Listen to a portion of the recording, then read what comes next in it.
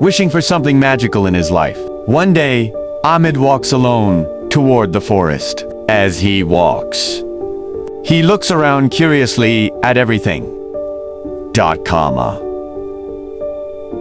Suddenly, his foot hits something hard on the ground. Ahmed stops and looks down in surprise. He bends down and looks closely at the ground. He starts removing the dirt with his hands. Suddenly, something golden shines under the dirt. It is an old, magical lamp, half buried in the ground. Ahmed pulls the lamp out with both hands. He looks at the lamp in amazement. He starts cleaning the lamp with his cloth. Suddenly, the lamp begins to glow brightly. Ahmed gets scared and steps back.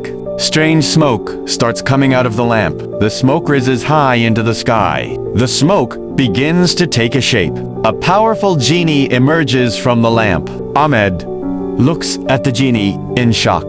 The genie opens his arms and says, "My master, what is your command?" Ahmed gathers courage and says, "I want to see the most beautiful city in the world." The genie raises his hands toward the sky. A magical light appears in the sky. A giant glowing city appears in front of Ahmed. Tall buildings and magical beauty everywhere.